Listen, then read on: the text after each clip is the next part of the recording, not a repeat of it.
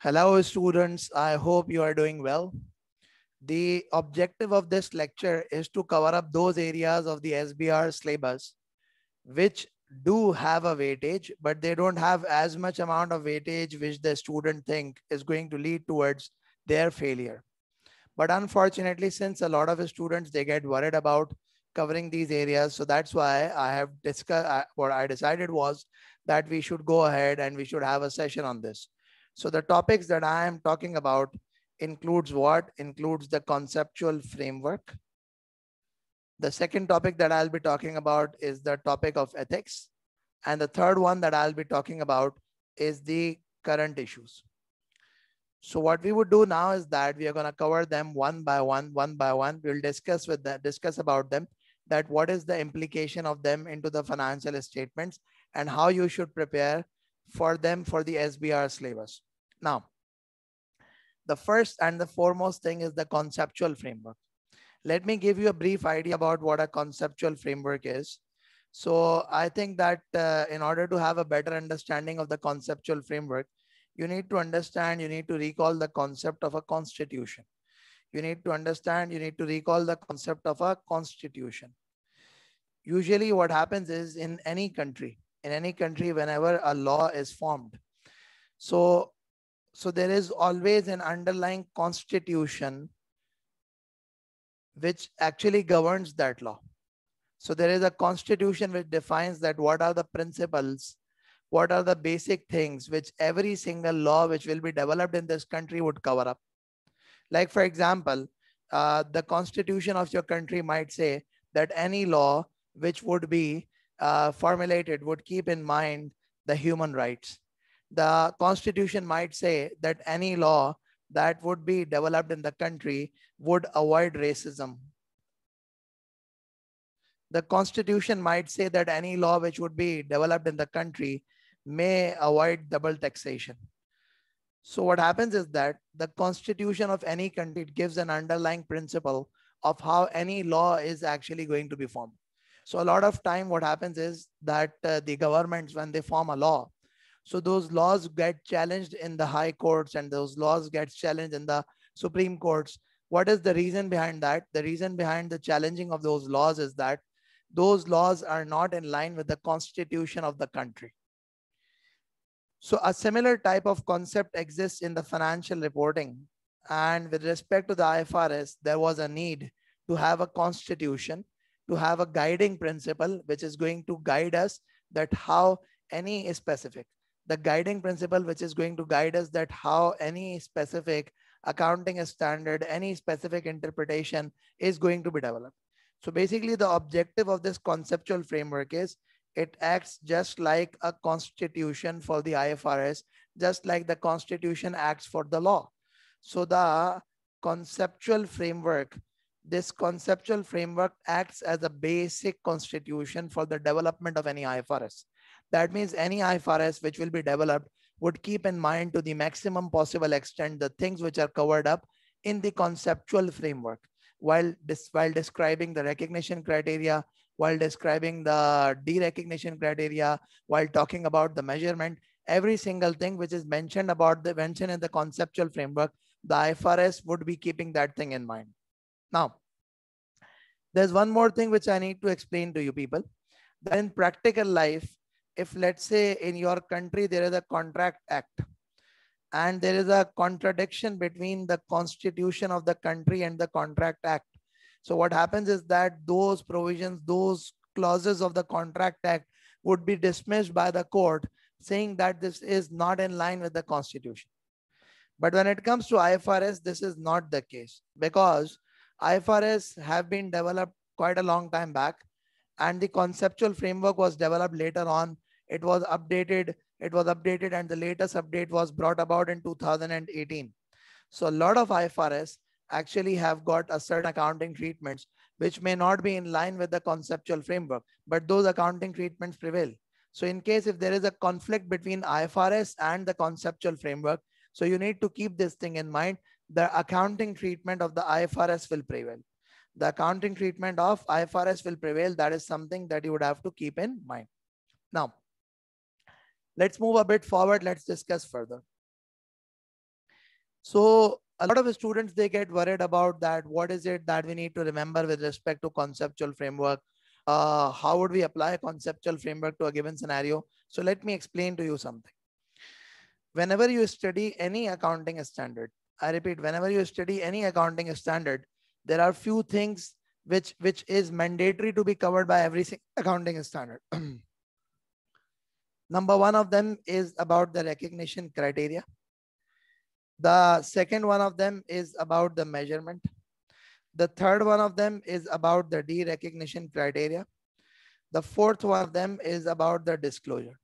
So almost these four things are covered up in every single accounting standard that you would study, which is that whatever, whether it is IS 16 property, plant, equipment, or whether that is IS 40 investment property, it would cover up that what is the recognition criteria, when would you recognize the asset, how would you measure the asset initially, how would you measure the asset subsequently.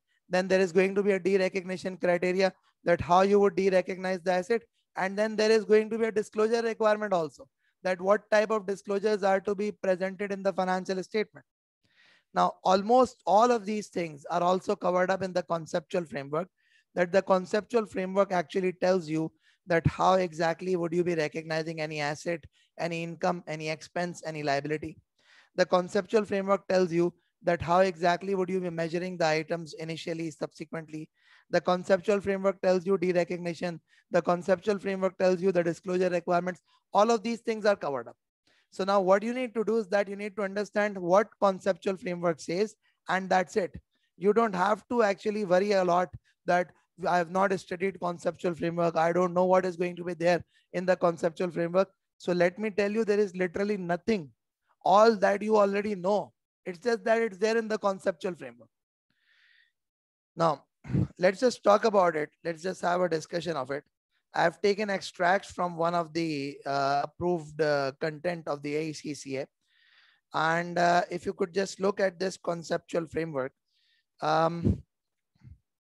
as I told you, that the conceptual framework is there to give you what? The conceptual framework is there to give you guidance that how an accounting standard is going to be developed.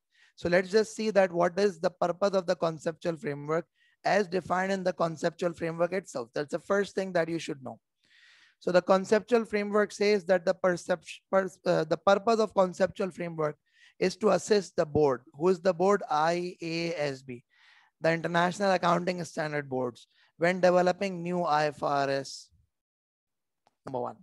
So whenever the new IFRS is being developed, the board, the IASB, will get help through the conceptual framework. Number two, the preparers of financial statement when no IFRS applies to particular transaction. So for example, if there is an accounting treatment not given for any specific transaction, so what happens in that specific scenario is that the conceptual framework should be used as a guidance. I repeat, the conceptual framework should be used as a guidance in order to prepare the financial statement. And third thing, to assist all parties in understanding and interpreting IFRS standards. So whenever you need to understand the IFRS, so when an IFRS refers to an asset, what do we mean by an asset? The definition is given in conceptual framework. When IFRS refers to a liability, what do we mean by liability? The definition is given in the conceptual framework. That is something that you should know, and that is you should understand. The next aspect of this conceptual framework is that it defines the objective of financial reporting. Now, what exactly is the objective of financial reporting that it defines? It tells you that the objective of financial reporting is to provide information to whom? To current and potential investors, lenders, the other creditors, that will enable them to make decisions about providing economic resources to an entity. The economic resources could be providing capital, could be providing loans, could be providing assets, could be providing material, etc., etc., etc. All of this is going to be considered as the economic resources. So the first thing is, what is the objective? What is the purpose of the conceptual framework? We have discussed that. The second thing is that what is the purpose of the financial reporting? What is the objective of financial reporting as per conceptual framework? To provide information to existing users, to provide information to the prospective users or the investors of the company. Now, what next is there? The third one of them is, which you need to understand, There is an important aspect which is the qualitative characteristics of the financial information. So the conceptual framework, what it does is that it explains to you that what are the qualitative characteristics of the useful financial information. That is, whenever you are preparing the financial information, there are few characteristics which you have to keep in mind. Remember, the similar type of things are discussed in IAS 1 also. Now, what are they? Number one of them is relevant. Number two is faithful presentation. Now, what do you mean by this? When the financial statements are prepared, the information which is presented in it should be relevant. Should be relevant means useful. Should be relevant means should be relevant means should be useful to the user. Like, generally speaking, the concept of materiality gives us a lot of guidance about the relevance of the information. For example, if the information is material, that is relevant to the user. For example, if the information is not material, that is not relevant to the user. Second thing, a faithful representation of an entity transaction. We all know that when it comes to preparation of the financial statement, you have to make sure that you give a true and fair view. So what is a fair view? Fair view is unbiased. Fair view is without reflecting your own benefit. Fair view is actually to reflecting the correct position. So that is what the concept of fair view, and that is what is exactly in there in the faithful representation. So it says a perfectly faithful representation would be complete. That is 100% information is given. Neutral, that is free from bias, free from error, and without any misstatement also. So that is the true and fair view which we generally discuss with respect to the normal accounting standards. What next is there? It says there are enhancing characteristics. Now, in addition to these two fundamental characteristics, which is relevance and faithful presentation, there are enhancing characteristics of the financial statements. What is that? Comparability. That is, you should give a comparison that what was the position in the last year, what is the position in the current year. So the comparability enhances the characteristics of the financial statements. Timeliness. If the information is not delivered on time, it becomes useless. Because what happens is, if an information pertaining to a company's year end is relevant immediately after year end, it may not be relevant after 4 months. It may not be relevant after 6 months. So you need to make sure that you should present the financial as quickly as possible. Third thing is verifiability. The information should be verifiable from the known sources. And lastly, understandability. That is, the presentation of financial statement should be such that it is understandable to the user. Anyone who is reading the financial statement is able to understand what is mentioned in these financial statements. So when I talk about the different types of the qualitative characteristics, so it would include comparability, timeliness, verifiability, understandability. Now, what else is there in the conceptual framework? There's the concept of cost constraint. We usually discuss this thing in the normal accounting standard also. IAS 1 covers up this area, which is the cost of preparing financial statement should not exceed the benefits arising from it. So at times what happens is that you might actually enter into a type of presentation or preparation which may be very costly. So at that point of time, you need to exercise the judgment that is it that by taking a specific measure, by engaging the experts, etc., for estimations, would we be incurring too much cost which may not be that beneficial for the user of financial? So you need to use your judgment. You need to exercise your judgment. So conceptual framework also says that while developing any IFRS, the developer, the standard setters have to make sure that they don't prescribe the requirements which are very costly to exercise as compared to the benefits which are going to be derived from that exercise. Number two point is that in case if no guidance is available and if somebody is preparing financial, then he needs to keep in mind the cost constraint. That is that the financial statement preparation of financial should not be that much costly exercise that it would be able to be justified considering the benefits arising out of it. Okay. The next thing is, what are the financial statements? So generally speaking, the purpose of financial statements is discussed to provide the user about assets, liabilities, equity, income, and expenses of the entity. Furthermore, there is a definition of reporting entity discussed in the conceptual framework. What is a reporting entity? The entity which prepares financial statement. And for example, if there is a parent entity preparing the consolidated financial statement, so those financial statements are called consolidated financials, and the parent entity is termed as the reporting entity. Now, the next thing is the elements of financial statements as defined by the conceptual framework are again the same thing.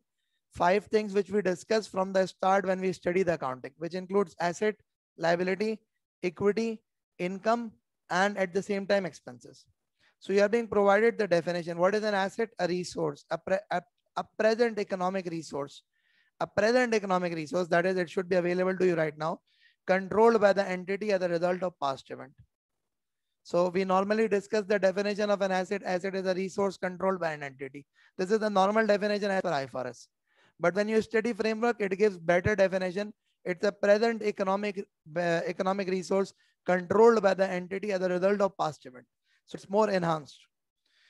Then a present obligation of entity to transfer an economic resource as a result of past event. If you read the current definition of liability as per IAS 37, so liability is a present obligation as a result of a past event, the settlement of which will require a probable outflow of economic benefits. So here the definition is a bit twisted. Equity has the same definition. When it comes to income, it says increases in assets or liabilities, but increases in assets or decreases in liability that result in an increase in equity, excluding contribution from equity holder. That's a normal definition of income. That if the equity holders are providing the money to the company, that is not income, because that's a capital contribution, that's an equity.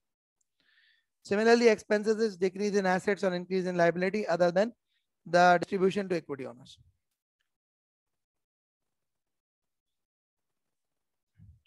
Now, what happens is that there is something which is termed as other changes in economic resources and claims. What exactly do you mean by that? It says contributions from and distributions to equity holders. So that means generally the capital movement, dividends payout, the capital generation, all of that is considered to be other changes in economic resources and claims. Now there is this recognition criteria also. So normally when it comes to the assets, the recognition criteria that we generally discuss in any IFRS is that the asset should be recognized when probable future economic benefits will flow to the entity and the cost can be measured reliably. And now see what happens is that under the conceptual framework, it says elements are recognized if recognition provides user with useful information.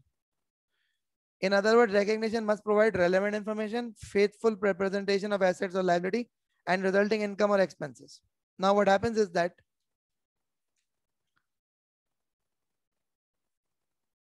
it's more or less the similar concept which is discussed in IAS 37 also. That in case if it is not probable that you will be settling the obligation, so ultimately presenting it as an obligation is not fair, is not faithful representation.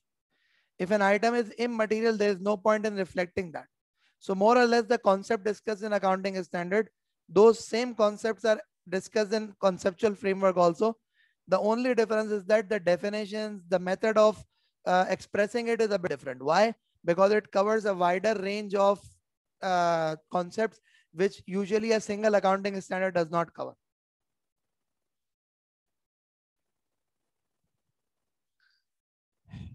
Okay. Now what exactly is the derecognition? So normally speaking, we say that derecognition of asset is when you have disposed it off or when no probable future economic benefits will flow to entity. Now let's just see what the conceptual framework tells you. So according to the conceptual framework, it says this normally occurs when entity loses control of the asset or has no present obligation for the liability. So that means when you lose control of an asset, you are unable to control the asset, so you de-recognize it. When you don't have to settle an obligation in the future, you de-recognize it. It says accounting for derecognition should faithfully represent the changes in the entity's net assets as well as any assets or liabilities retained.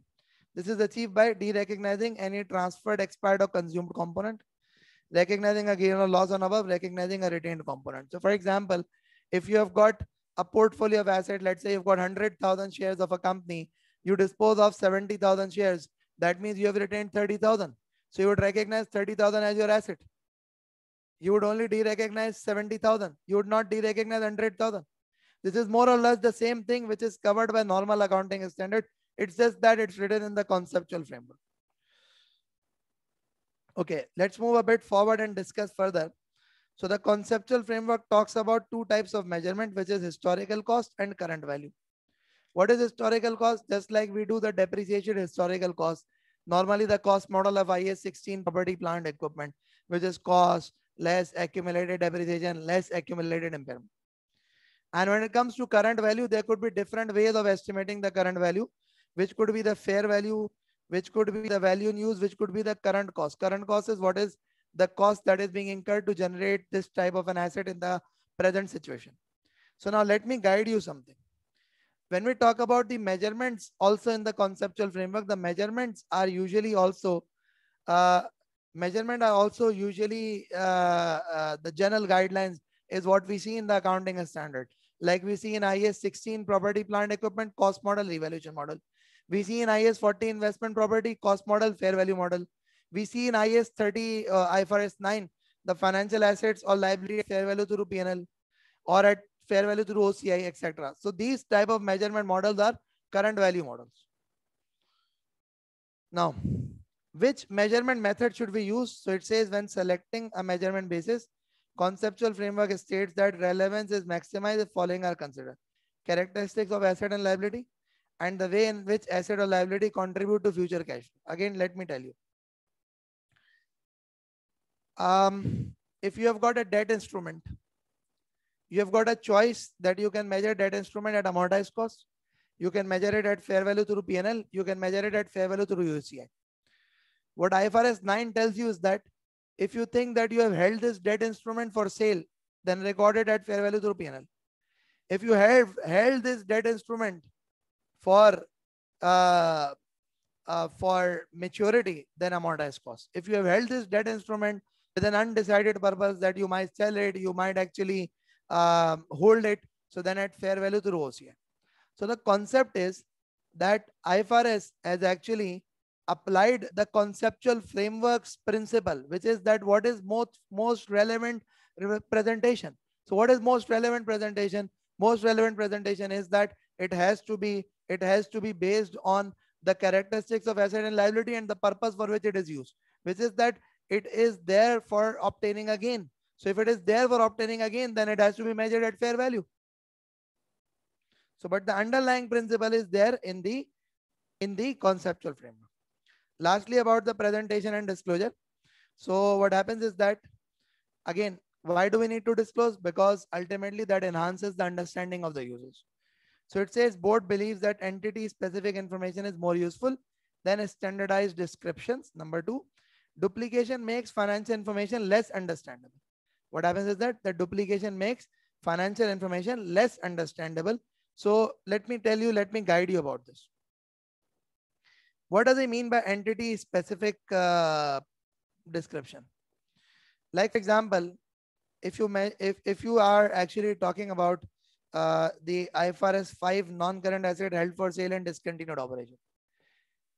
If there is a company which has not sold any asset or which has not classified any asset under IFRS 5, it does not need to give a disclosure of IFRS 5 because that's actually too much of the information.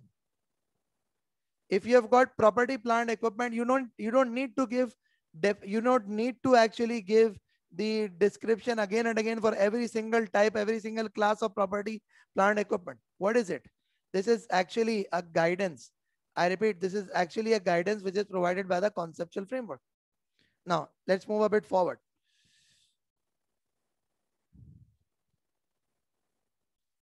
There is another concept which is called the classification. We have now aggregation.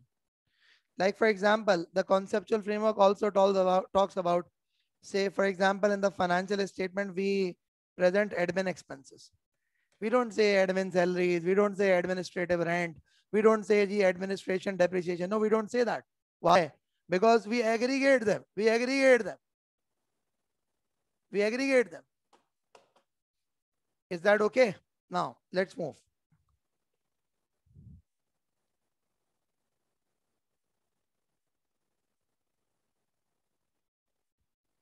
It also explains to you that when to use profit or loss, when to use other comprehensive income.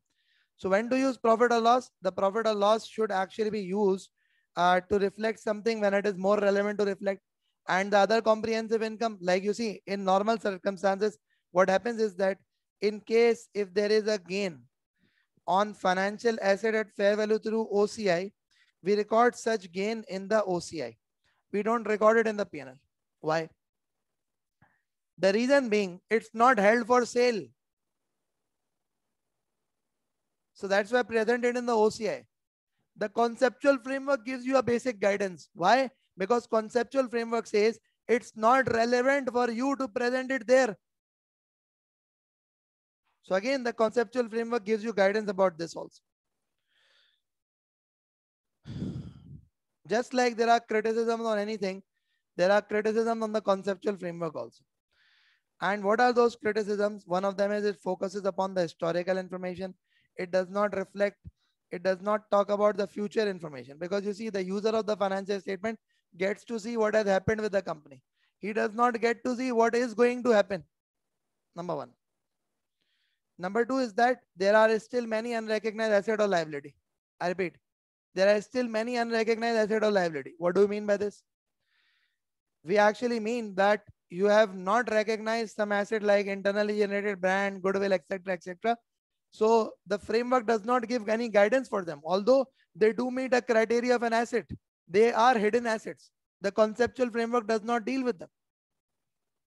Number three, too many disclosures. Too many disclosures whenever they are, even when they are not making sense, you have to give a disclosure.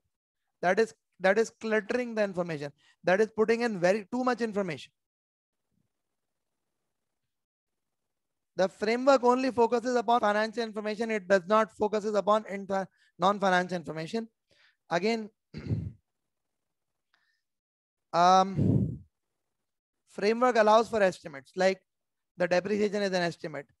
Provision for bad debt is an estimate. So framework allows for an estimate. When the framework allows for an estimate, so what actually happens is that the allowing for the estimates would actually mean what? The allowing for the estimates would mean that you are giving a room for judgment. You are allowing people to actually decide on their own that what is the fair presentation. So when you leave a room for judgment, when you don't give a specific guidance for these estimation type of items, that means you are creating a room for the misappropriation. And then policy choices. Like for example, you've got a policy choice, cost model, revaluation model. Cost model, fair value model. Financial asset at fair value through P&L, financial asset at fair value through OCI, financial asset and amortized cost. What is this? This is giving a choice. And when you are giving a choice, the financial statement could be subject to management bias, could be subject to bias. So the faithful presentation is actually lost. So basically what we have done till now is that we have discussed about what the conceptual framework is. Let me tell you, let me guide you that what you need to do is that you need to understand the basic principle of what a conceptual framework is. You don't have to worry a lot. It's more or less similar to what we discussed in the accounting standards, because the framework is actually a constitution of the accounting standard.